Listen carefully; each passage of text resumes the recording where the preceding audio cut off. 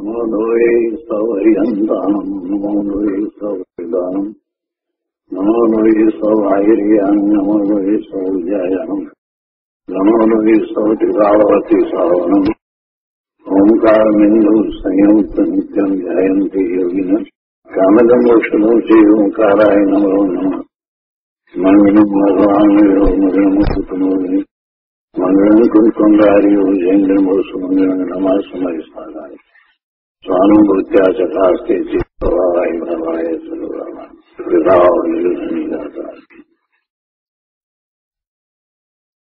નિયમ સાર ભગવાન કુંકુંદાચાર્ય રચિત નિયમ સાર તથા મુનિવર પદ્મપ્રભુમલધારી દેવ રચિત તાત્પર્ય વૃત્તિ ટીકા એનો સ્વાધ્યાય ચાલે છે. એમાં નિયમ સારના સ્વાધ્યાયમાં આપણે 15મી ગાથાનો સ્વાધ્યાય કરી રહ્યા છીએ. 15મી ગાથામાં કારણ શુદ્ધ પર્યાયની વાત ચાલે છે. એનો ઘણો વિસ્તાર થયો છે અને હજી પણ આપણે એ લઈ રહ્યા છીએ. પ્રવચન રત્ન ચિંતામણી ભાગ પહેલો, પારા નંબર 248. એમાં આપણે 3 વાત કરી. એ પછી છેલ્લે ગુરુદેવ કહે છે કે આ કારણ પર્યાયનો જે ભાવ છે તે દરેક ગુણમાં છે. આપણે અહીંયા વાત એ કરી હતી કે અનંત ચતુષ્ટય કયા અને અનંત ચતુષ્ટય સ્વરૂપ આત્મા છે અને એ અનંત ચતુષ્ટય એટલે કે એ સમ્યક દર્શન, સમ્યક જ્ઞાન, સમ્યક ચારિત્ર અને એવું સુખ જે પર્યાય રૂપે પ્રગટ થાય છે એ તો ઉત્પાદ વય સહિત છે. પણ એવા અંદરમાં જે ગુણ પડ્યા છે, એવા અંદરમાં જે ગુણ પડ્યા છે એટલે કે સહજ દર્શન, સહજ જ્ઞાન, સહજ ચારિત્ર અને સહજ સુખ, તો એ ચતુષ્ટય એવા અનંત ચતુષ્ટય સ્વરૂપ આત્મા છે. અને એ અંદરમાં પડેલા જે ગુણ 4 લીધા હતા, તો એ 4 ગુણ સાથે એમ કહ્યું હતું કે તન્મય એવી આ કારણ શુદ્ધ પર્યાય છે.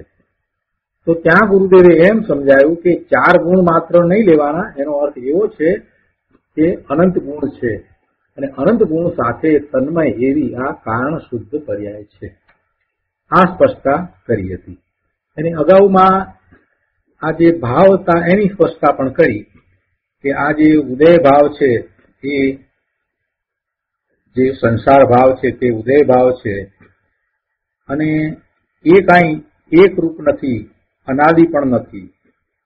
એવી રીતે આ મોક્ષ માર્ગ રૂપે શુદ્ધ અને અશુદ્ધ પરિણામ થાય છે એ પણ કાંઈ એક રૂપ નથી અને અનાદિ નથી. અને ત્રીજું, જ્યારે મોક્ષ માર્ગ પૂરો થઈ અને મોક્ષની દશા પ્રગટે છે તો એ પણ સાદી અનંત કાળ રહે છે, પણ એ અનાદિ અનંત નથી. એટલે એ રીતે એમાં 3 ભંગ પડ્યા પર્યાયના, એટલે એને વ્યવહાર કહેવામાં આવ્યો. આ જે નવા નવા પરિણામ થાય એ પછી મોક્ષ માર્ગના હોય તો મોક્ષના હોય, તો એ બધી પર્યાય છે જેને ઉત્પાદ વ્યય છે એને વ્યવહાર કહ્યો. એટલે આ 2 મહત્વની વાત આવી. એક તો ચતુષ્ટયની સાથે અનંત ગુણ લેવા એ વાત આવી, અને બીજી વાત આ આવી કે આ જે પર્યાય થાય છે એ પર્યાય પણ વ્યવહારનયનો વિષય છે. એ વ્યવહારનયનો વિષય છે, આવી વાત આવી. હવે એ પછીથી અહીંયા કહે છે કે આ કારણ પર્યાયનો જે ભાવ છે તે દરેક ગુણમાં છે. વસ્તુમાં જે અનંત ગુણ છે તે બધાની વર્તમાન એવી ત્રિકાળી એક રૂપ કારણ પર્યાય છે, તે તેનો ધ્રુવ અંશ છે. અને આ પ્રમાણે ભગવાન આત્મા દ્રવ્ય રૂપ અનાદિ અનંત ધ્રુવ છે. દ્રવ્ય, જીવ દ્રવ્યની વાત કરીએ તો ભગવાન આત્મા દ્રવ્ય રૂપ અનાદિ અનંત ધ્રુવ છે. અને એ દ્રવ્યના ગુણો અનંત ગુણ, એના અનંત ગુણ પણ અનાદિ અનંત ધ્રુવ છે.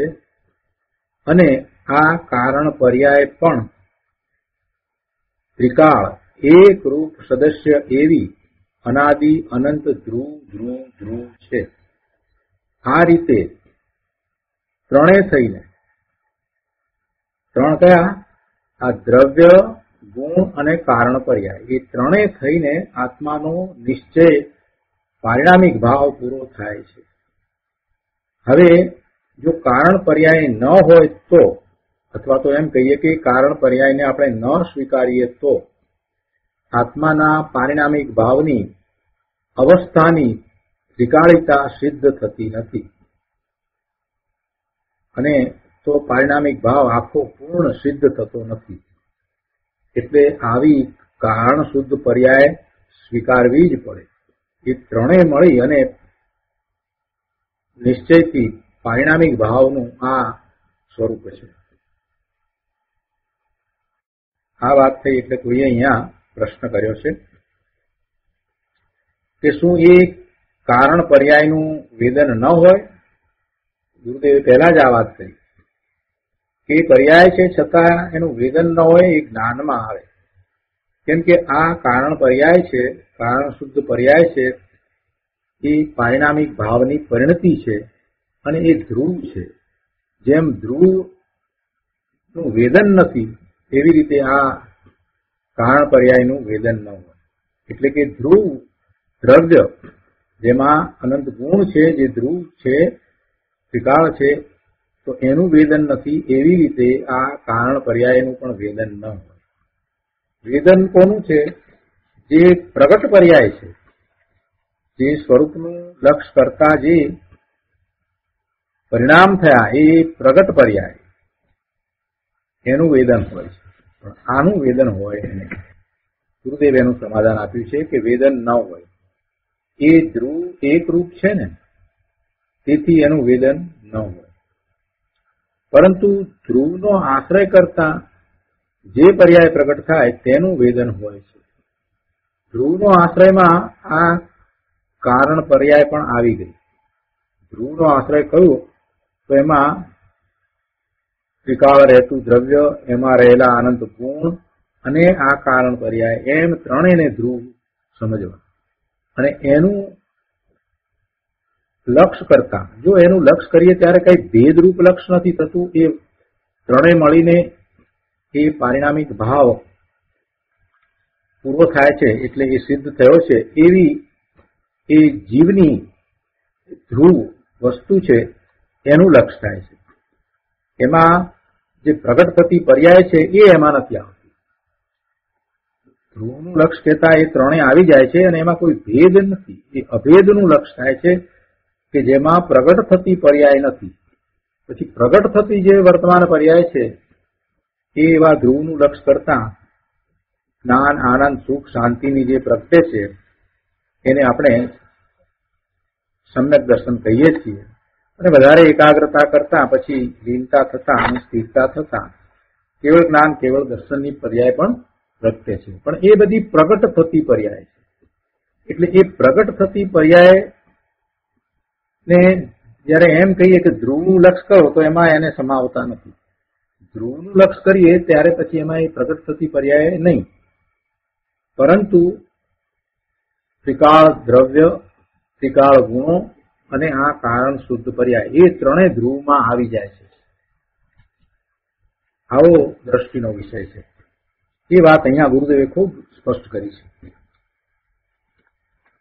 ગુરુદેવ કહે છે કે ધ્રુવનો આશ્રય કરતા જે પર્યાય પ્રગટ થાય તેનું વેદન હોય છે. એટલે પ્રગટ પર્યાયનું વેદન છે. વેદન અનુભવ તો ઉત્પાદ વ્યય રૂપ હોય ને, એ વખતે વેદન છે ને, પછી વેદન તો ચાલી જાય છે. વેદન તો પછી ચાલી પણ જાય છે ને. જેટલો સમય સ્વરૂપને વિશે રહે છે એટલો સમય એને અલૌકિક આનંદનું વેદન છે. કેમ કે અનંત ગુણો નું એક રૂપ પરિણમન એ એને અનુભવમાં આવે છે.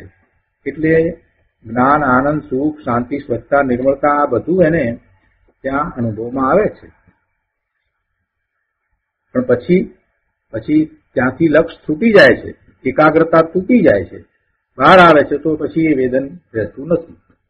પછી પોતાના સ્વરૂપની પ્રતીતિ રહ્યા કરે છે. આત્મા પોતે એક વખત અનુભવ્યો છે તો એની પ્રતીતિ રહ્યા કરે છે, પણ એ વખતે વેદન, આનંદનું વેદન એ નથી હોતું. ફરી પાછો પ્રયત્ન કરે છે, ફરી ધ્રુવનું લક્ષ કરે છે, એકાગ્રતા કરે છે, તો પાછું વેદન હોય છે.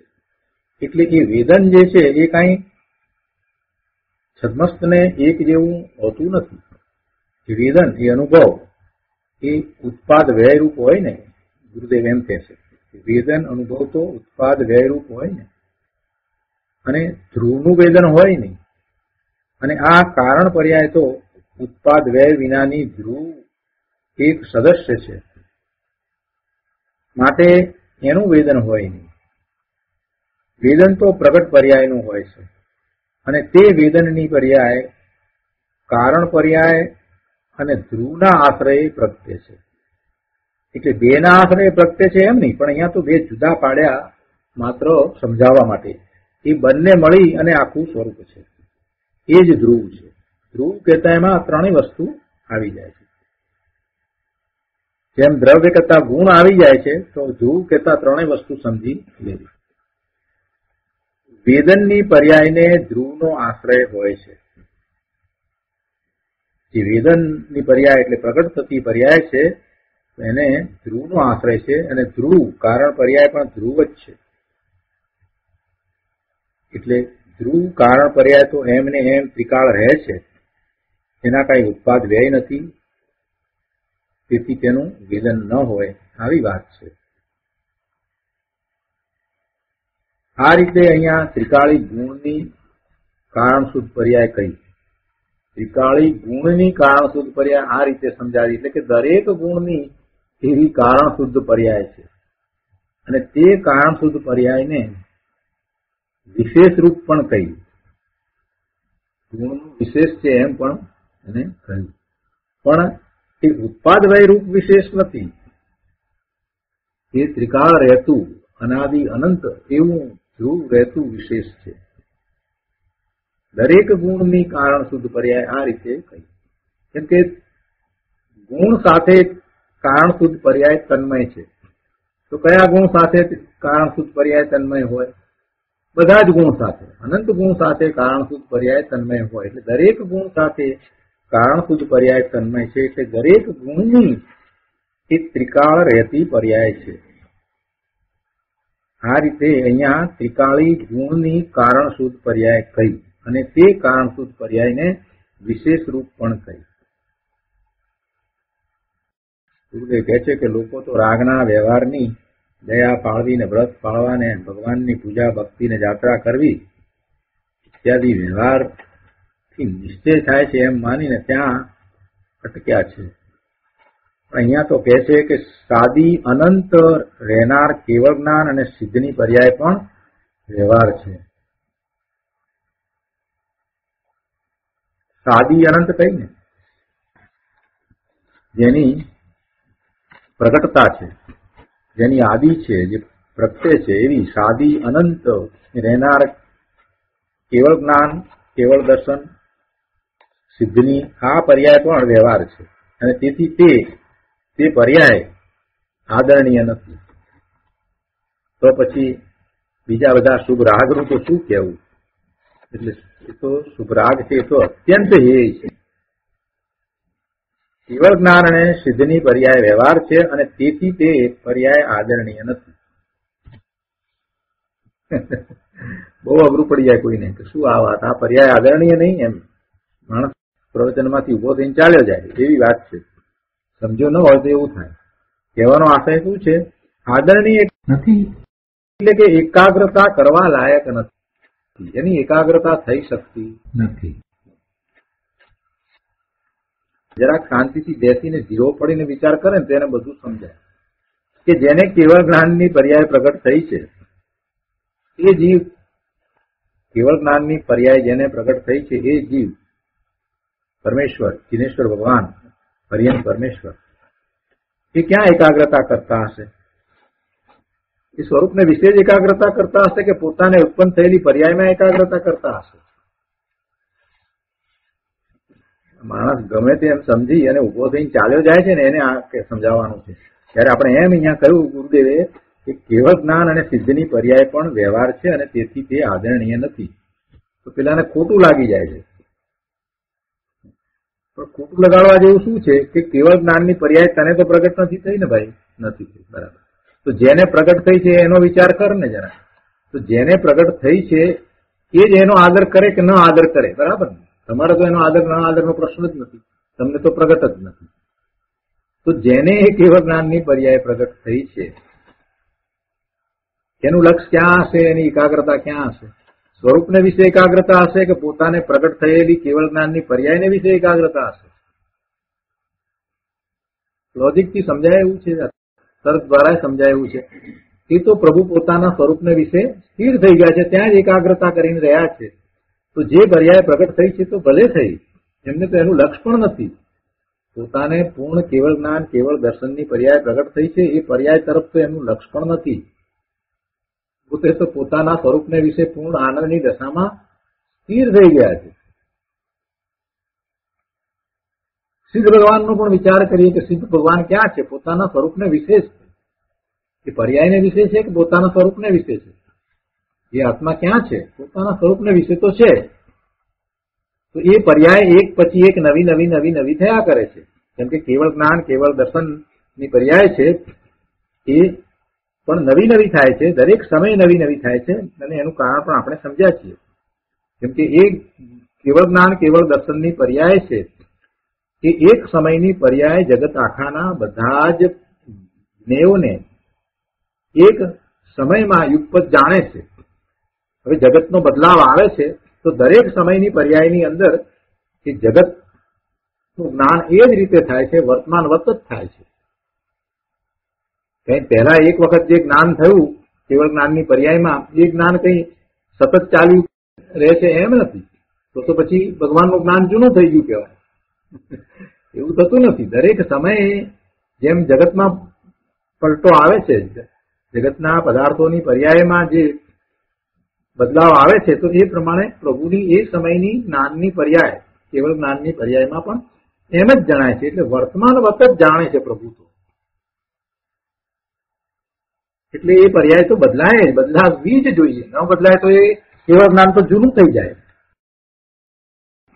પ્રભુનું જ્ઞાન પછી તો જૂનું થઈ જાય. એમ નથી હોતું. પ્રભુને દરેક સમયે જે જ્ઞાનની કેવળ જ્ઞાનની પર્યાય છે તે સમયે જગત આખાના બધા પદાર્થોની જે દશા છે, ત્રણેય કાળની જે દશા છે તેને યુગપત જાણે છે. બીજા સમયે જગતની બધાની પર્યાયો બદલાય છે તો એને પણ એમ જ જાણે છે. એવું એનું સામર્થ્ય હોય છે. એટલે એ પર્યાય બદલાતી જ હોય છે. દરેક સમયે બદલાતી વસ્તુ છે. એવી બદલાતી વસ્તુ જે છે એક સમયની છે, એમાં એકાગ્રતા થઈ શકતી પણ નથી. એમાં એકાગ્રતા નથી થઈ શકતી. એટલે કોઈ પણ જીવ એવી પર્યાય છે એમાં એકાગ્રતા કરી અને નિર્મળ પરિણામ કરી શકે એ શક્ય નથી. એમ એ આદરણીય નથી. એમ નથી વાત કરવી કે પ્રભુની જે દશા થઈ છે ને પ્રભુએ જે પ્રાપ્ત કર્યું છે તો એ આદરણીય નથી, એમ કહેવાનો આશય નથી. એમ કહેવાનો આશય નથી. આ તો પર્યાય અપેક્ષાએ વાત ચાલે છે. દ્રવ્ય અને પર્યાય બેમાં શું આદરણીય હોય? જે પલટતી પર્યાય જે છે એ આદરણીય ન હોય, દ્રવ્ય આદરણીય હોય. હવે અહીંયા એમ કેવું છે કે એક એવી પણ પર્યાય છે કે જે આદરણીય છે. તો એ કઈ પર્યાય છે? તો કે જે ધ્રુવ રહેતી કારણ શુદ્ધ પર્યાય છે એ આદરણીય છે. આ પલટતી પર્યાય છે તે આદરણીય નથી. એ વ્યવહારના એનો વિષય થઈ જાય છે, એટલે એ આદરણીય નથી. એટલે કે એકાગ્રતા કરવા લાયક નથી. આદરણીય શબ્દ છે એનો અર્થ એમ છે. એટલે ત્યાં એકાગ્રતા કરતા પણ નવા નિર્મળ પરિણામ પ્રગટ નથી થતા, તો પછી શુભરાગરા પરિણામ ભાવમાં એકાગ્રતા કરતા નિર્મળ પરિણામ ક્યાંથી થાય? આ ભક્તિ લઈને બેઠા છે ને જે સમજ્યા વગરના, કૃપાળુદેવે એવું ક્યારેય કહ્યું નથી કે ભાઈ ભક્તિ કરતા કરતા નિર્મળ પરિણામ થાય. પણ પોતાને આળસ કરવી છે, પોતાને તત્વ સમજવું નથી, એટલે પછી એમ કે છે કે કૃપાળુદેવે એમ કહ્યું છે ભક્તિ પણ માર્ગ છે. પણ તેનો માર્ગ છે, શું માર્ગ છે, કઈ અપેક્ષા, એ તો કઈ સમજવું નથી. આખી આત્મસિદ્ધિની અંદર જ્ઞાનની તો વાત કરી છે. જ્ઞાન દ્વારા આત્મા ઓળખાય એવી તો વાત કરી છે. તો ભક્તિ દ્વારા કેમ ન કહ્યું? આખો માર્ગ છે તે જ્ઞાન રૂપે તો બતાવે છે. કૃપાળુ દેવે જે કંઈ લખ્યું એમાં સૌથી શ્રેષ્ઠ વસ્તુ જો કાંઈ પણ હોય તો આત્મસિદ્ધિ છે. હવે એની અંદર આટલી બધી તો વાત કરી છે, છતાં એ ગીતો ગાયા કરે અને પાછા પોતાની એવી માન્યતા છે પોતાને ભક્તિ કરવી છે, ગીતો ગાવા છે એટલે પોતાને સહેલું પડે છે. એટલે કૃપાળુ દેવનું નામ લઈને કે કૃપાળુ દેવે ભક્તિને માર્ગ કયો છે એમ નથી. અહીંયા જે વાત કરી છે તે પ્રમાણે કે છે કે આ જે કેવળ જ્ઞાન અને સિદ્ધની પર્યાય છે એ પણ વ્યવહાર છે ને એ પણ આદરણીય નથી. તો પછી એ ભક્તિનો શુભભાવ હોય એ રાગ એ તો આદરણીય ક્યાંથી હોય? એ તો અત્યંત હેય છે, એ તો છોડવા લાયક જ છે. જ્યાં સુધી ત્યાં એ અટક્યો છે ત્યાં સુધી એ સ્વરૂપને વિશે જતો જ નથી અને એના નિર્મળ પરિણામ થતા જ નથી. એના નિર્મળ પરિણામ થાય જ નહીં. પ્રભુની ભક્તિમાં લીન થઈ જાય. ક્યાંથી લીન થાય ભાઈ? પ્રભુ પોતામાં રહ્યા છે એમનામાં લીન થાય કેવી રીતે બને? તીર્થંકર ભગવાન, જીનેશ્વર ભગવાન સાક્ષાત વિરાજતા હોય તો એમના પ્રત્યેનો અહોભાવ આવે, આંખમાં આંસુ પણ આવે. પ્રભુ આપે જે આપ્યું છે એથી અમે કૃત્ય થયા છીએ, એને કારણે જ અમે છીએ, એટલા સુધીની વાત અંદરમાંથી આવે. પણ કઈ એમના આત્મામાં આપણે એકાગ્રતા કરી શકીએ? એ તો શક્ય જ નથી. એમની આ વર્તમાન પર્યાય જે છે એમાં આપણે એકાગ્રતા કરી શકીએ? એ પણ શક્ય નથી. તો એકાગ્રતા ક્યાં કરી શકીએ? આપણા સ્વરૂપને વિશે જ એકાગ્રતા થાય. પ્રભુની એ પર્યાય જે છે એ બદલાય છે તેમાં આપણે કેવી રીતે એકાગ્રતા કરીએ? કેવળ જ્ઞાનની જે પર્યાય બદલાઈ રહી છે સતત, એની અંદર આપણે કેવી રીતે એકાગ્રતા કરીએ? જરાક વિચાર તો કર ભાઈ. તો ત્યાં તું અટકીને રહ્યો છે તો બહારમાં માત્ર રહ્યો છો, અને બહારમાં એ પ્રભુ તરફના અહોભાવમાં તું રોકાઈ રહ્યો છે તો તારા સ્વરૂપમાં ક્યારે જઈશ? પછી પ્રભુ પોતાના સ્વરૂપમાં જ રહ્યા છે. એ કાંઈ જગતને જોવા જતા નથી. જગત જણાઈ જાય છે, જગતને જોવા જતા નથી. તો પછી પોતાના સ્વરૂપને વિશે જે રહ્યા છે એ એવો ઉપદેશ આપતા હશે કે તું બીજાના સ્વરૂપમાં એકાગ્રતા કર. પોતે પોતાના સ્વરૂપને વિશે એકાગ્રતા કરે અને આપણને એવો ઉપદેશ આપે કે ના તું બીજે એકાગ્રતા કર, તું ભક્તિ કર, એવો ઉપદેશ આપતા હશે. જે માર્ગે એમણે પ્રાપ્ત કર્યું હોય એ માર્ગનો જ ઉપદેશ હોય કે બીજો ઉપદેશ હોય? પ્રભુને માયા હોય, હરિયન પરમેશ્વરને માયા હોય કે ના આપણે બીજાને આ વાત નથી કહેવી કે અંદરમાં એકાગ્રતા કરતા, સ્વરૂપમાં એકાગ્રતા કરતા નિર્મળ પરિણામ થાય છે, એ વાત નથી કહેવી. આપણે તો એમને એમ કહીએ કે તું બસ સિદ્ધ ભગવાનનું સ્મરણ કર ને હરિયન પરમેશ્વરનું, તીર્થંકરનું કર, આપણે એમ જ કહીએ. એવું હોય એમને માયાચાર હોય? એવું કોઈ માયાચાર હોય? જરાક તો વિચાર કરો કે જે માર્ગ પોતે અપનાવ્યો છે એ જ માર્ગને પ્રસિદ્ધ કરશે કે બીજી રીતે વિપરીત રીતે વાત કરશે? લોકો કાંઈ સમજતા નથી.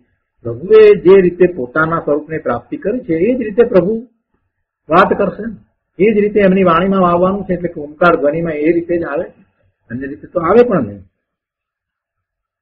કોઈ રીતે જીવોને પોતાની વાતને માનવી છે ને એટલે જાત જાતની વાતો કરે છે ને મૂળ વાતને સમજતા નથી. અહીંયા હેય ને આદરણીયની વાત ચાલે છે, એના ઉપરથી આ વાત નીકળી છે કે હેય શું હોય, આદરણીય શું હોય?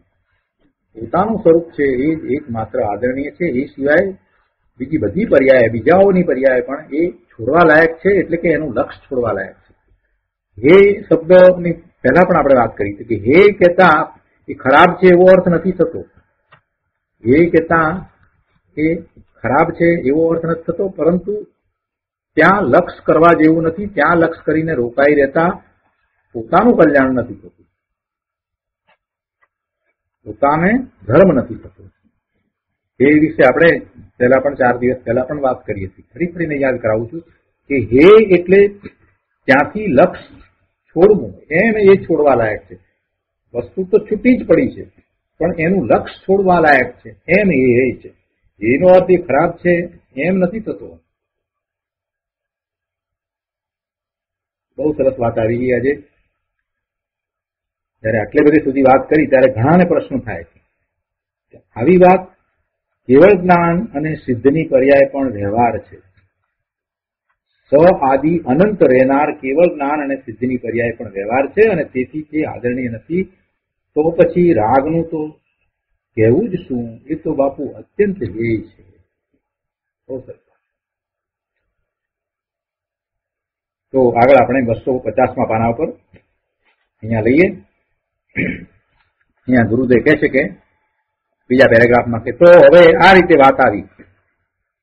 પહેલા સામાન્ય વિશેષની વાત આવી. દ્રવ્ય ગુણ તે સામાન્ય અને કારણ પર્યાય તે એનું ધ્રુવ વિશેષ. વિશેષ તો ખરું પણ ધ્રુવ વિશેષ.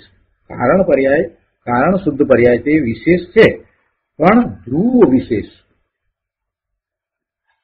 પછી બીજી વાત, દરેક ગુણની કારણ પર્યાય આવી. કારણ પર્યાય છે તે ત્રિકાળ રહેતા ગુણ સાથે તન્મય છે, એટલે દરેક ગુણને માટે એ વાત લાગુ પડે છે. જેમ સહજ ચતુષ્ટયમાં કારણ પર્યાય છે તેમ દરેક ગુણમાં પણ કારણ પર્યાય છે. એ બીજી વાત આવી. એ પછીથી ધર્માસ્તિકાય આદિની અપેક્ષાએ પારિણામિક ભાવની પૂર્ણતાની સિદ્ધિ આવી. જેમ ધર્માસ્તિકાય આદિમાં તેના દ્રવ્ય ગુણ અને પર્યાયમાં એક ભાવ છે, એટલે દ્રવ્યમાં જે ભાવ છે એ જ ભાવ પર્યાયમાં છે, તેવી રીતે જીવ દ્રવ્યમાં પણ જે ભાવ છે એટલે જે ગુણ છે એ ભાવ છે એ ઉત્પાદ વ્યયની જે પર્યાય છે એમાં નથી. ઉત્પાદ વ્યય વિનાની જે આ કારણ શુદ્ધ પર્યાય છે એમાં એક ધારાએ છે.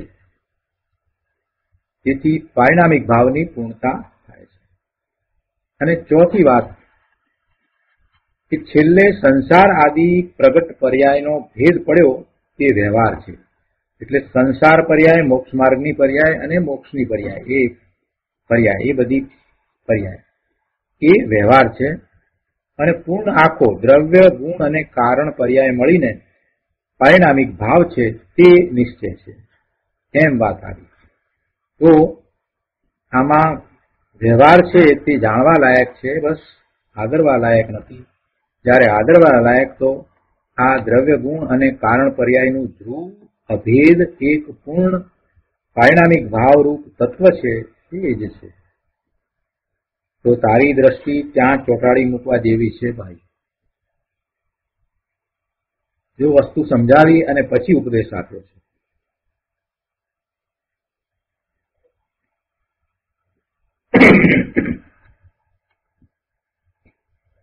આવી વાત આવી એટલે કોઈ પ્રશ્ન કર્યો કે આ વાત અહીં જ કેમ આવી? ગુરુદેવ કહે છે કે કેમ કે આ નિયમસાર છે. નિયમસાર એટલે શું? મોક્ષનો અધિકાર છે, આખો મોક્ષ માર્ગ છે. મોક્ષ માર્ગ પર્યાયનો અધિકાર છે. મોક્ષ માર્ગ એ પર્યાય એનો અધિકાર છે. એટલે જે કાંઈ વાસ્તવિક પર્યાયનું સ્વરૂપ છે તે તેમાં આવવું જોઈએ. ભગવાન આત્માના જે આ ત્રિકાળી દ્રવ્ય ગુણ અને ધ્રુવ પર્યાય છે તેના આશ્રયે જે પ્રગટ દશા થાય છે તે મોક્ષ માર્ગ પ્રગટ છે, એ પ્રગટ પર્યાય છે. એટલે કે આ ગ્રંથમાં પર્યાયનું વર્ણન છે, આ નિયમસારમાં. તેથી આ કારણ પર્યાય પણ એમાં આવી છે અને પેલી પ્રગટ પર્યાય છે એની વાત પણ આવી છે. બધી પર્યાયની વાત આવી છે. મોક્ષ માર્ગ પર્યાયનો અધિકાર એમ નિયમસારને કહ્યું. મુનિરાજે કારણ પર્યાયની વાત કરી છે અને પોતે એટલે આચાર્ય ભગવાન કુંકુંદાચાર્ય ભગવાને પાઠમાં પણ એ જ કહ્યું છે. ગાથામાં આવ્યું છે ને કે કર્મોપાધિ વિવજ્યપજ્જાયા અર્થાત કર્મ ઉપાધિ રહિત પર્યાયો. કર્મ ઉપાધિ રહિત પર્યાયો એટલે સ્વભાવ પર્યાયો છે. અને નિર્રેખા નિરપેક્ષ એવો પણ શબ્દ આવ્યો હતો ને 14મી ગાથામાં. નિરપેક્ષ શબ્દ છે, તો તે નિરપેક્ષ પર્યાયને અહીં કર્મ ઉપાધિ રહિત પર્યાય કહી છે. નિરપેક્ષ, કોઈની અપેક્ષા નથી, એટલે એને કર્મની પણ અપેક્ષા નથી, કર્મના ઉદયની પણ અપેક્ષા નથી, કે કર્મના ક્ષયોક્ષમ કે ક્ષયની પણ અપેક્ષા નથી, એવી નિરપેક્ષ પર્યાય. કારણ શુદ્ધ પર્યાયને કોઈની અપેક્ષા નથી, એ નિરપેક્ષ છે. એને અપેક્ષા એને 12માં કોઈ કર્મની અપેક્ષા છે, કર્મની ઉપાધિ રહિત છે, કર્મના ઉદય હોય અથવા ન હોય એ તો છે જ, કારણ શુદ્ધ પર્યાય તો છે જ. અને પજ્જાયા એમ બહુવચન છે, તેથી કહે છે કે સ્વાભાવિક પર્યાયો બે છે, એક કારણ શુદ્ધ પર્યાય અને બીજી કાર્ય શુદ્ધ પર્યાય. ઉપાધિ રહિત પર્યાયો, પર્યાયની વાત પર્યાયની, પણ છતાંય એને ઉપાધિ રહિત પર્યાય કહી. અને ઉપાધિ રહિત પર્યાયમાં કે છે કે સ્વાભાવિક પર્યાયો બે છે, એક કારણ શુદ્ધ પર્યાય અને બીજી કાર્ય શુદ્ધ પર્યાય. આ રીતે અંદર પાઠમાં જ આ કારણ પર્યાયની વાત છે અને તેમાંથી મુનિરાજે આ વાત કાઢી છે. એટલે પદ્મપ્રભુમલધારી દેવે આ વાત કાઢી છે એ કઈ એમને કાઢી છે એમ નથી, વાત અદભુત છે પ્રભુ. આગળ 251માં પાના પર ત્રીજા પેરેગ્રાફમાં અહીંયા પ્રશ્ન કર્યો છે કે કારણ પર્યાયની વાત આ ગ્રંથમાં આવી પણ બીજામાં ન આવી તેનું કારણ શું?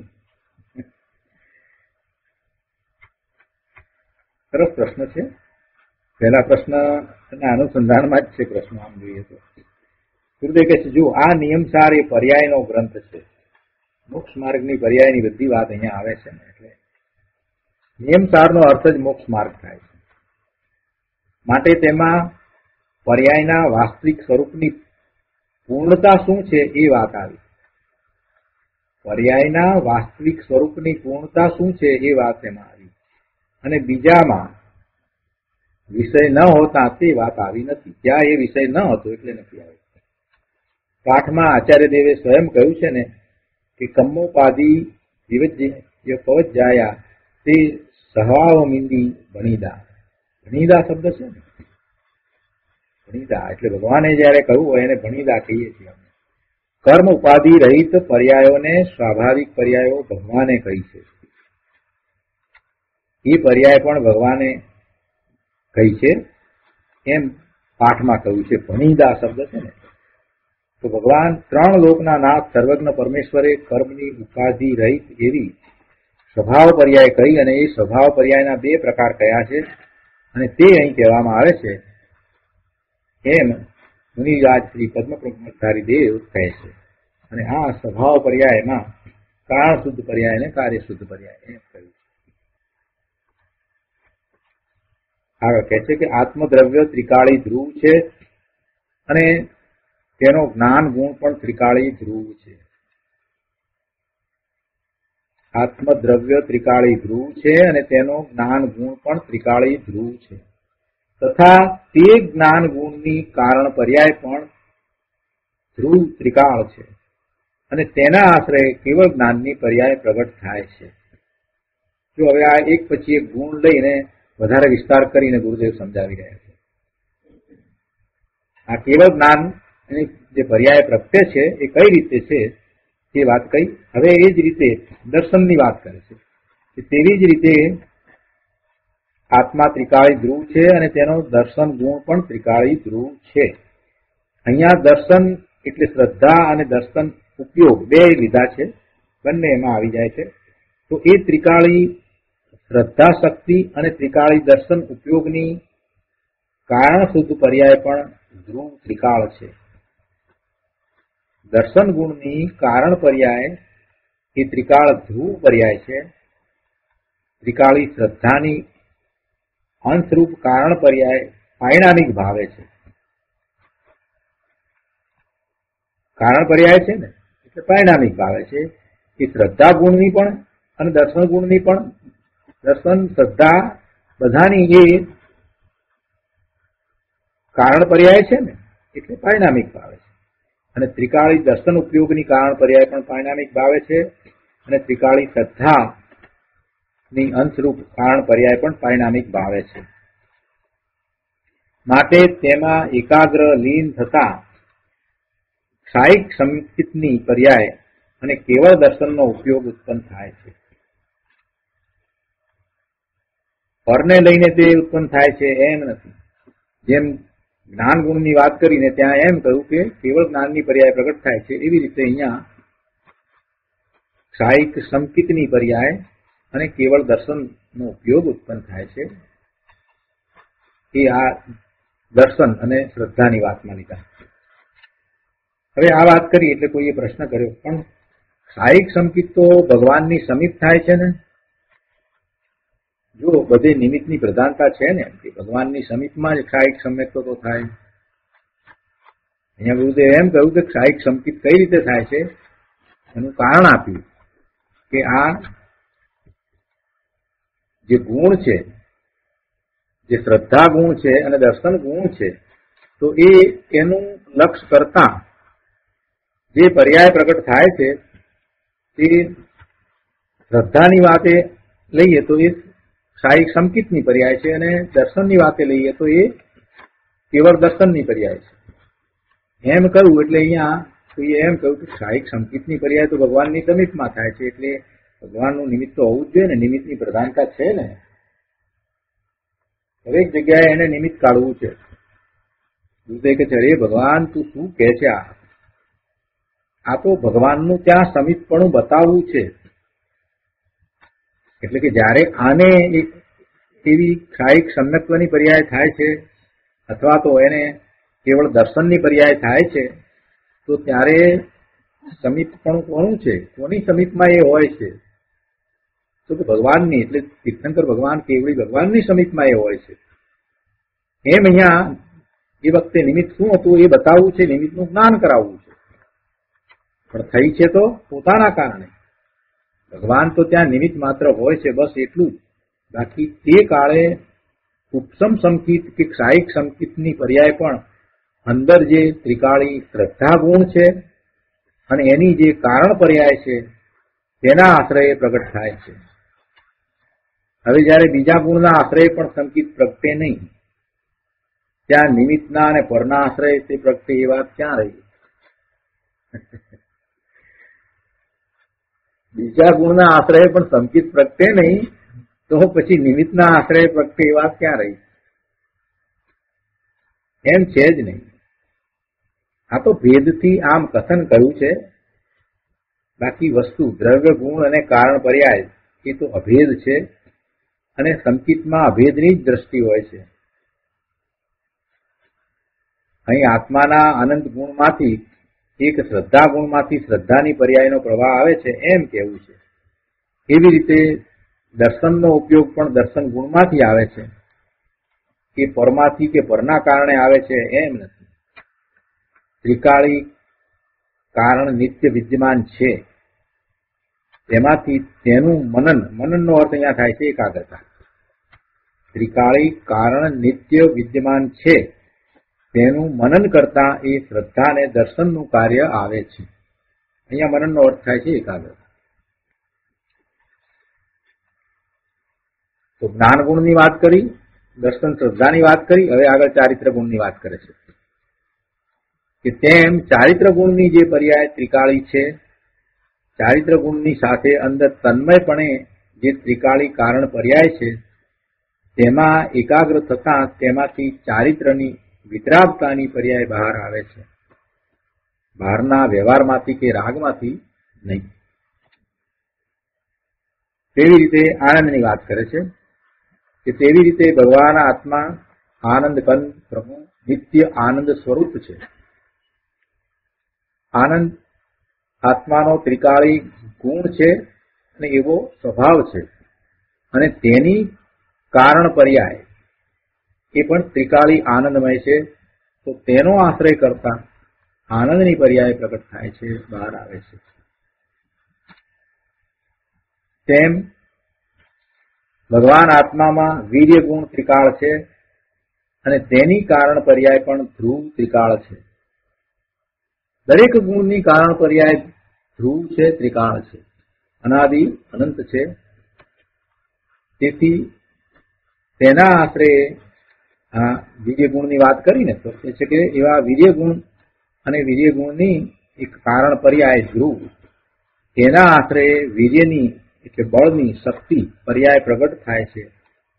કારણ કે કોઈ ગુણના આશ્રય કોઈ ગુણ હોતા નથી, માટે ગુણ સ્વતંત્ર છે અને તેની પર્યાય પણ સ્વતંત્ર છે. તેથી જે ગુણની જે પર્યાય પ્રગટ થાય છે, જે ગુણની જે પર્યાય પ્રગટ થાય છે તે તેના ગુણના આશ્રય પ્રગટ થાય છે, બીજા ગુણના આશ્રય નહીં. અર્થાત આખા દ્રવ્યનો અભેદનો આશ્રય લેતા ભેગો ગુણનો આશ્રય આવી જાય છે. અભેદનો આખા દ્રવ્યનો આશ્રય લેતા અનંત ગુણનો આશ્રય છે, અને એ અનંત ગુણ છે એ દરેક ગુણની કારણ શુદ્ધ પર્યાયનો પણ આશ્રય આવી જાય છે, અને એ રીતે ગુણની પર્યાય બહાર આવે છે. આવું જૈન દર્શન અલૌકિક છે. પણ જો અહીંયા દરેક ગુણને જુદા પાડીને કેમ સમજાયું? દરેક ગુણને જુદા પાડીને એટલા માટે સમજાયું કે જે પ્રગટ થતી નિર્મળ પર્યાય છે એ ગુણને કારણે છે, એ બીજા ગુણને કારણે નથી. જ્ઞાનની પર્યાય છે તો એ કઈ દર્શન ગુણને કારણે નથી, અને એ ગુણ એકલો નહીં, પણ એ ગુણની કારણ શુદ્ધ પર્યાય, એ બંને મળી અને દ્રવ્ય એમ. એટલે દ્રવ્ય કહેતા તો બધા ગુણ આવી જાય છે, પણ બધા ગુણ ને ભેદ પાડીને આપણે એનો આશ્રય કરીએ છીએ એમ નથી. આશ્રય તો અભેદનો થાય છે, અભેદમાં અનંત ગુણ અને અનંત એવી કારણ શુદ્ધ પર્યાય, અને દરેકની જુદી. અને પછી જે પ્રગટ પરિણામ થાય છે એમાં બધા ગુણોના પરિણામ થાય છે એમ કેવું છે. તો બધા ગુણના પરિણામ થવાનું કારણ અંદરમાં રહેલા ગુણો અને એની કારણ શુદ્ધ પર્યાય છે. એટલે જુદા પાડીને અહીંયા આપણને સ્પષ્ટ કરી છે, ભેદ પાડીને અહીંયા એ રીતે સમજાવ્યું છે. 47 શક્તિની આખી વાત અહીંયા લીધી છે, પણ એને લીધે થઈને આપણને વારંવાર એ વિચાર કરતા એક વાત બહુ જ સ્પષ્ટ બેસી જાય છે. જો આગળ પણ કહે છે અહીંયા કે એમ આમાં સ્વચ્છત્વ નામનો ગુણ છે, અને તે ગુણની સાથે અંદર સ્વચ્છત્વની કારણ શુદ્ધ પર્યાય ધ્રુવ ત્રિકાળ રહેલી છે. દરેક ગુણની સાથે એની કારણ શુદ્ધ પર્યાય છે, એટલે સ્વચ્છત્વ માટે પણ એમ જ છે. તો એ સ્વચ્છત્વ ગુણ અને તેની કારણ શુદ્ધ પર્યાય, તેના આશ્રય સ્વચ્છત્વની પર્યાય પ્રગટ થાય છે. એમ અંદર ત્રિકાળી પ્રકાશ ગુણ છે. સ્વસંવેદન દ્વારા આત્મા પ્રત્યક્ષ થાય એવો એનો પ્રકાશ ગુણ છે, અને તે ગુણની સાથે એવી એની ત્રિકાળી કારણ પર્યાય તન્મયપણે રહેલી છે. તો તેના આશ્રયે તેમાં એકાગ્ર થતા આત્મા પ્રત્યક્ષ થાય છે. પ્રકાશ ગુણ દ્વારા એને પોતાનું સ્વરૂપ પ્રત્યક્ષ થાય છે, એ વાત છે. તેમ પ્રભુત્વ ગુણ છે. આત્મામાં પ્રભુત્વ શક્તિ છે. પરમેશ્વર થવાની આત્મામાં શક્તિ છે, ગુણ છે, અને તેની સાથે તન્મયપણે પ્રભુત્વનો ત્રિકાળી ધ્રુવ કારણ પર્યાય છે. દ્રવ્ય પ્રભુત્વ છે, ગુણ પ્રભુત્વ છે, અને તેની કારણ પર્યાય પણ પ્રભુત્વ છે. તો તેના આશ્રયે પ્રભુત્વની પર્યાય પ્રગટ ઉત્પન્ન થાય છે. તેમ આત્મામાં ઈશ્વરતાનો ગુણ છે. પોતે જ ઈશ્વર છે. આત્મદ્રવ્ય ઈશ્વર છે, ગુણ ઈશ્વર છે, અને તેમાં તન્મય ધ્રુવ કારણ પર્યાય પણ ઈશ્વર છે. આ અલૌકિક વાત છે, અને આમાં આચાર્ય દેવે ઘણું કહ્યું છે, ઘણું ભર્યું છે. ચારે બાજુની વાત જોતા એમ લાગે છે કે ઘણું કહ્યું. જેવી વસ્તુ છે તેવી તેની અમાપ વિશાળતા કરી નાખી છે. અનંત ગુણનો વિચાર કરીએ ને અનંત ગુણની આ કારણ પર્યાયનો વિચાર કરીએ એટલે એનું કોઈ માપ રહેતું નથી. અમાપ વિશાળ વાત બધી છે, અમાપ વિશાળતા કરી નાખી છે. તારી પ્રભુતા અને પરમેશ્વરતા અંદર પડી છે ને પ્રભુ. પરમેશ્વરને જે અનંત વીર્ય પ્રગટે છે તે ક્યાંથી પ્રગટે છે? કઈ બહારમાંથી પ્રગટતું નથી.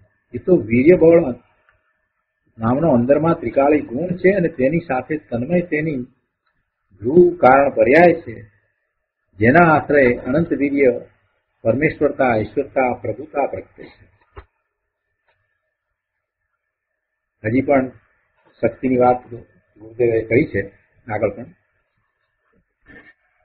જો આ દરેક શક્તિ માટે એક વાક્ય કહ્યું હોત તો ચાલત, આપણને એમ લાગે, પણ ના. આ વારંવાર બધી શક્તિઓ વિશે વાંચીએ છીએ ને તો દ્રઢતા થાય છે, અને પાછું પોતાનું મહાત્મા આવે છે. આ બધી શક્તિ મારામાં પડી છે. સમયસારમાં એ શક્તિ કરી ત્યારે તો એ વખતે લાગતું હતું બધાને કે આ શક્તિનો અધિકાર તો અદભુત છે. તો અહીંયા ફરીથી અહીંયા ગુરુદેવે આપણને એ શક્તિઓનું થોડું પુનરાવર્તન પણ કરાવી દીધું છે. કે છે કે જીવત્વ, ચિત્તિ, દશી, જ્ઞાન, સુખ, વીર્ય, પ્રભુત્વ, વિભુત્વ શક્તિ છે, તેમ આત્મામાં સર્વદર્શિત્વ શક્તિ પણ છે. અને એના વિશેષ રૂપ તેની ધ્રુવ કારણ પર્યાય પણ છે. સર્વદર્શિત્વ શક્તિ એના આશ્રયે એવું સર્વદર્શિત્વ પણ પ્રગટ થાય છે. અંતરલીન થતા એવી પર્યાય પ્રગટ થાય છે. એ જ રીતે સર્વજ્ઞત્વ શક્તિ પણ છે, સર્વજ્ઞત્વ ગુણ પણ છે. આત્મા દ્રવ્ય વસ્તુ છે તેનો એક સર્વજ્ઞ ગુણ છે અને તેની સાથે રહેલી સર્વજ્ઞ ગુણની કારણ પર્યાય છે. તો તેનો આશ્રય કરતા, તેનું મનન એટલે એકાગ્રતા કરતા સર્વજ્ઞની પર્યાય પ્રગટ થાય છે, કેવળ જ્ઞાન થાય છે. તેવી રીતે સ્વચ્છતા, પ્રકાશત્વ, અસંકુચિત વિકાસત્વ અને અકાર્ય કારણત્વ એ આત્માનો ગુણ છે. શું કહ્યું કે જેમ દ્રવ્ય અકાર્ય કારણ છે, દ્રવ્ય છે કોઈનું કાર્ય પણ નથી અને બીજાનું કોઈનું કારણ પણ નથી, બીજા દ્રવ્યનું એ કારણ પણ નથી. એટલે જેમ દ્રવ્ય અકાર્ય કારણ છે અને તેમ એનો ગુણ અકાર્ય કારણ છે અને તેની કારણ ધ્રુવ પર્યાય એટલે કે આ કારણ શુદ્ધ પર્યાય જે કહીએ છીએ તે પણ અકાર્ય કારણ છે. થોડુંક અહીંયા સમજવાનું છે. આ જે કારણ શુદ્ધ પર્યાય કહી એ પણ અકાર્ય કારણ છે, એમાં અકાર્ય કારણ લાગુ પડે છે. એ કોઈનું કાર્ય નથી, કોઈનું કારણ પણ નથી એમ કે છે. અને તેની આ કારણ ધ્રુવ પર્યાય પણ અકાર્ય કારણ છે. તેથી અકાર્ય કારણની પર્યાય ઉત્પન્ન થવામાં બીજું કોઈ કારણ નથી, કારણાંતરથી તે થતી નથી.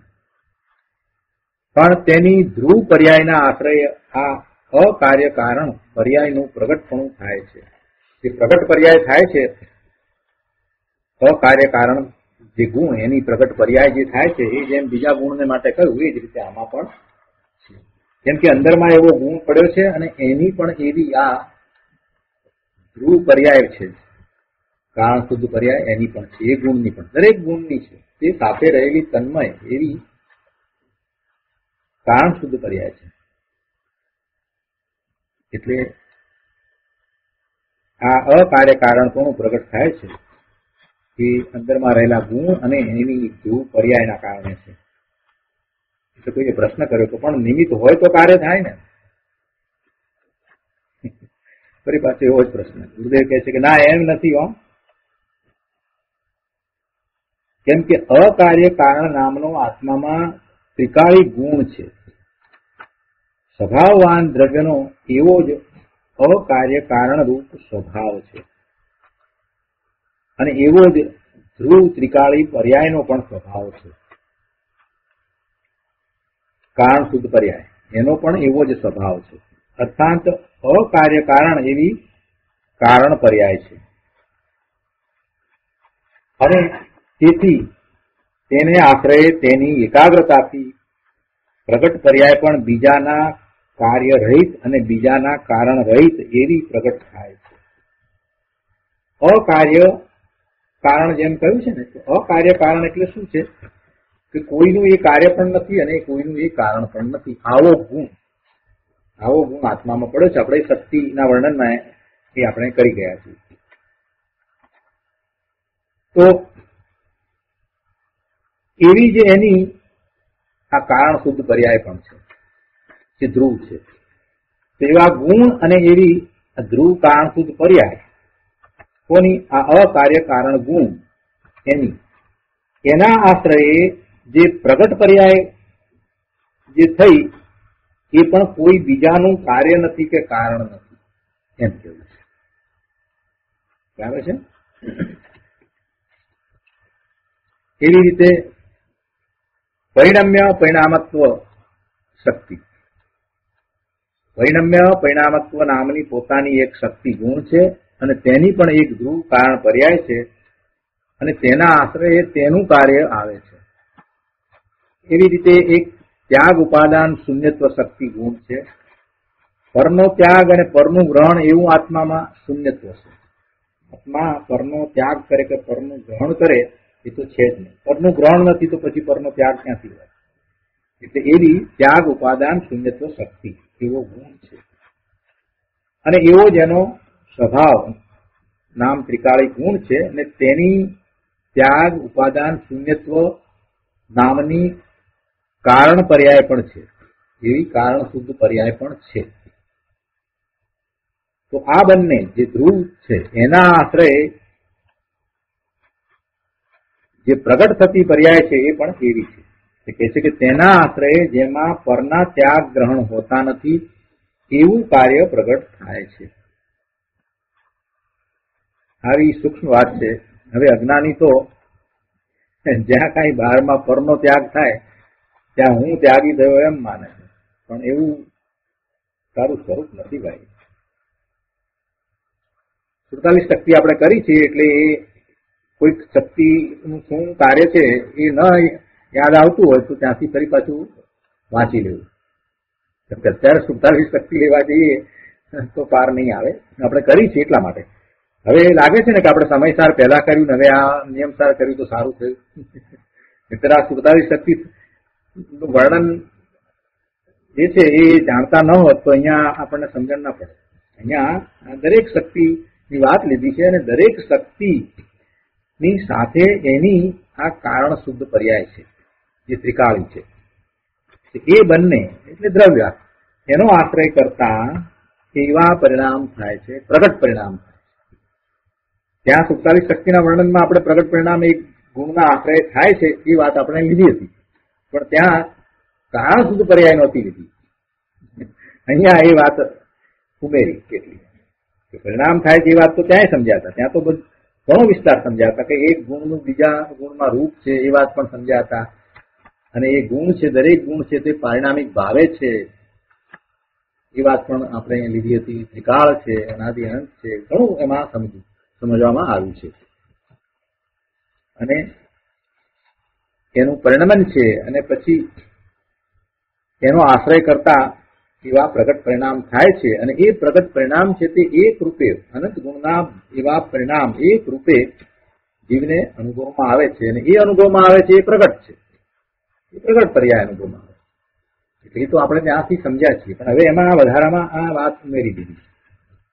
કારણ શુદ્ધ પર્યાય દરેક ગુણની છે. એટલે જયારે આશ્રય થાય છે, ગુણનો આશ્રય થાય છે ત્યારે એવા અનંત ગુણ અને અનંત ગુણની કારણ શુદ્ધ પર્યાય એમ આખું દ્રવ્ય એનો આશ્રય થાય છે. એ ધ્રુવ છે એનો આશ્રય થાય છે. અને એમ છતાં જે પ્રગટ પર્યાય જે થાય છે એ અનુભવમાં આવે છે. આગળ પણ લીધું છે જી 254 પાના ઉપર અહીંયા આગળ પણ કહે છે કે એવી રીતે આત્મામાં ઉત્પાદ વ્યય ધ્રુવત્વની શક્તિ પણ છે અને સાથે ઉત્પાદ વ્યય ધ્રુવત્વની કારણ પર્યાય પણ રહેલી છે. એટલે કે કારણ શુદ્ધ પર્યાય પણ રહેલી છે. અને એમાંથી ઉત્પાદ વ્યય રૂપી કાર્ય પ્રગટ થાય છે. આ ઉત્પાદ વ્યય કેમ થાય છે? તો અંદરમાં પડી છે આવી શક્તિ ને એની પણ પાછી એવી કારણ શુદ્ધ પર્યાય છે અને એને લીધે પ્રગટ પર્યાય છે. સત્કારક શક્તિ, સત્કારક શક્તિ પણ આપણે લીધી છે ને. કર્તા કર્મ કરણ, કર્તા કર્મ કરણ સંપ્રદાન અપાદાન અને અધિકરણ એ 6. તો એની વાત અહીંયા લીધી છે કે એવી રીતે બધી શક્તિ એમાં આવે છે. તો તે કહે છે કે અરે સત્કારકની શક્તિ પણ એમાં આવે. આત્મામાં કર્તા નામનો ગુણ છે અને તેની કર્તા નામની ધ્રુવ કારણ પર્યાય પણ છે. તેના આશ્રય કર્તારૂપ કાર્ય પ્રગટ થાય છે. એવી રીતે કર્મ નામનો ગુણ છે, કરણ નામનો ગુણ છે, બધા માટે એ જ રીતે વાત છે. આ બધા અનંતા ગુણમાં સમજવું, આ બધા ગુણમાં સમજવું એમ કે છે. કહીએ છીએ ને કે થોડું લખ્યું ઘણું કરીને જાણવું, એવી રીતે હવે શું વિસ્તાર કરવો ગુરુદેવ કહે છે, બધા ગુણમાં સમજવું. આગળ કહે છે એના પછીના પેરેગ્રાફમાં કે સમય સારમાં પર્યાર્થિક નયને ગૌણ કરીને અસત્યાર્થ કયો છે. જો આ ગુણની અને ગુણની કારણસૂત્ર પર્યાયની વાત કરી, હવે અહીંયા જરાક ધ્યાન આપવા જેવું છે. સમય સારમાં પર્યાર્થિક નયને ગૌણ કરીને અસત્યાર્થ કયો છે. 11મી ગાથા યાદ કરીએ, ત્યાં પર્યાર્થિક નયને ગૌણ કરીને અસત્યાર્થ કયો છે, અભાવ કરીને અસત્યાર્થ નથી કયો. એટલે પર્યાર્થિક નયનો વિષય એનું લક્ષ છોડાવવું છે અને દ્રવ્યાર્થિક નયનો વિષય પોતાનું પૂર્ણ શુદ્ધ સ્વરૂપ ત્રિકાળ એનું લક્ષ કરાવવું છે. એટલે સમય સારમાં એને ગૌણ કરીને અસત્યાર્થ કયો છે. શાંતિથી પાછા સમય સારની 11મી ગાથાનો વિચાર કરીએ. ગુરુદેવ બહુ સરસ વાત અહીંયા સમજાવી રહ્યા છે. એ છે કે સમય સારમાં પર્યાર્થિક નયને ગૌણ કરીને અસત્યાર્થ કયો છે, અભાવ કરીને અસત્યાર્થ નથી કયો, બિલકુલ અસત્યાર્થ કયો છે એમ પણ નથી. કેમ કે જો 11મી ગાથા પછી 12મી ગાથામાં તો એમ કહી દીધું કે વ્યવહાર જાણેલો પ્રયોજનવાન છે એમ પણ કહી દીધું. જયારે 11મી ગાથામાં તો એમ કહ્યું કે વ્યવહાર છે તે જુઠ્ઠો છે એમ પણ કહી દીધું. પર્યાર્થિક નયનો વિષય અને પર્યાર્થિક નય એ બધો વ્યવહાર છે અને એ વ્યવહાર છે તે અસત્યાર્થ છે, અભૂતાર્થ છે. અને અભૂતાર્થનું લક્ષ ન કરાય. અભૂતાર્થ છે તે આદરણીય નથી, એ હેય છે, એ ઉપાદેય નથી. આ બધી વાત ત્યાં આવી છે. તો સમય સારમાં પર્યાર્થિક નયનો વિષય, આખું પર્યાર્થિક નય છે તે શું છે? જ્ઞાનનો અંશ છે. જ્ઞાનનો અંશ છે. એક દ્રષ્ટિકોણથી જે જ્ઞાન કરવામાં આવે એને આપણે નય કહીએ છીએ. તો સમય સારમાં પર્યાર્થિક નયને ગૌણ કરીને અસત્યાર્થ કયો છે. તેથી કરીને આ કારણ શુદ્ધ પર્યાયને ગૌણ કરીને અસત્યાર્થ કઈ છે એમ નથી. સમજાયું? ત્યાં પર્યાર્થિક નયના વિષયની વાત લીધી અને પછી એ આદરણીય નથી એમ કહ્યું. તો ત્યાં જે પર્યાય હતી તો પ્રગટ થતી પર્યાયની વાત હતી. પ્રગટ થતી પર્યાયની વાત હતી અને એ પ્રગટ થતી પર્યાય જે વ્યવહાર આખો એને અભાવ કરીને નહીં પરંતુ એને ગૌણ કરીને એને અસત્યાર્થ કહી દીધો, ખોટો કયો હતો પર્યાયને અને પર્યાયના વિષયને. પણ એમાં ગુરુદેવ અહીંયા સમજાવે છે કે પણ આ કારણ શુદ્ધ પર્યાય છે એને ગૌણ કરી ન હતી, એને ગૌણ કરીને અસત્યાર્થ નથી કહી. કેમ કે કારણ શુદ્ધ પર્યાય છે એ તો ધ્રુવ છે અને એ પર્યાર્થિક નયનો વિષય પણ નથી, એ દ્રવ્યાર્થિક નયનો વિષય છે. એ વાત અહીંયા હવે ગુરુદેવ સિદ્ધ કરે છે. બહુ સરસ વાત છે. એ વાતને આપણે આવતી વખતે લઈશું. અહીંયા જરાક આપણે શરૂઆત કરી છે તો બધાને વાંચી જવા ખાસ વિનંતી છે. આ થોડી વધારે સૂક્ષ્મ વાત છે અને આ સમજાશે એટલે ખૂબ આનંદ થશે, સ્વરૂપનો મહાત્મા આવશે. તો આજનો સ્વાધ્યાય આપણે અહીંયા સુધી રાખીએ છીએ. હવે સુખધામ બોલીએ. સુખધામ અનંત સુસંત ચરી